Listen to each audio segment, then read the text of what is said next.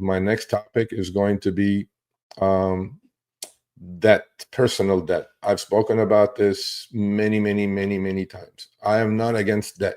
You can have debt in the form of credit cards, car loans, mortgages, HELOCs or home equity loans, whatever it is that you're borrowing. But when you do borrow, okay, make sure your budget is not like the U.S., federal government, okay? Make sure, because you do not have the power to print, you do not have the power to make more of dollars, okay? Make sure if you have a 1-inch pipe, which is incoming revenue, you don't have a 3-inch pipe outgoing. And that's what the U.S. government has, but they have the power of the reserve currency of the globe, and they have the power to print.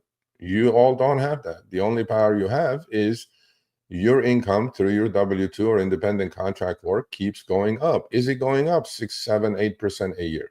Have your paychecks gone up 6, 7, 8%? But what we do is we borrow, just like the government does, on a personal level as well, through credit cards, and we spend. And this topic is completely what I want to talk to you guys about. Hold on a second. Okay, so this is the U.S. personal interest payments. Okay, look at this chart. This is again from the Kobesi letter, but the chart is from Federal Reserve Economic Data. You can all go visit the website and see it. Look at this oval right here, right? Why did this happen to start with? Well, people are borrowing on credit cards and on consumer loans or revolving credit, and they're not paying it. They're carrying balances. The worst thing you can do is borrow and not pay your, credit card bills after 30 days, okay? Because then you're going to get slapped with 35% interest rate or 25% interest rate if your credit is good, okay?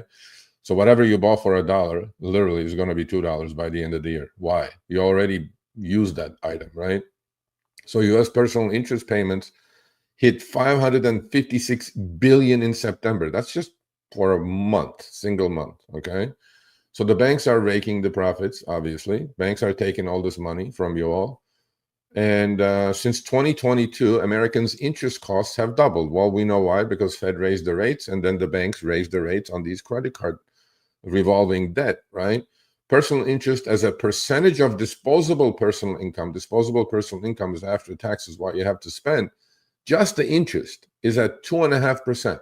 That's a lot. That's very high, right? A lot of us use credit cards and don't make the full payment monthly. We make the minimums. Well, that's what's happening here. And this is the highest since 2008 financial crisis, right? And on the chart, you guys can see, look at this chart.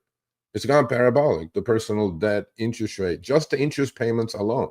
In a single month, $556 billion went into the banks, okay? Or whoever is issuing these credit cards to you all. Why? Just don't carry balances. Float these banks money. Use credit cards. Use it wisely. But pay your balances at the end of the month, okay?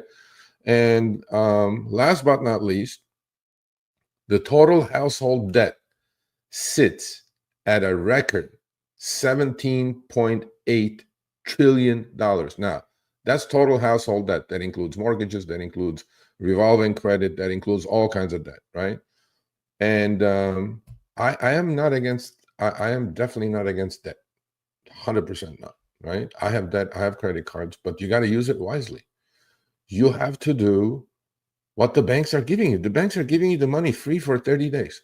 Buy the damn thing, float their money for 30 days, pay all of your balances back. That's another way you get your, credit score up, by the way. Because carrying balances is definitely not good for your credit score, and carrying balances is definitely not good for your pocket, as you all know. So, yeah, I'm definitely not against credit, but use it wisely. And credit is the necessary evil. Credit is something that you can accelerate your personal goals by, right? But don't go buy things because impulse buys, right?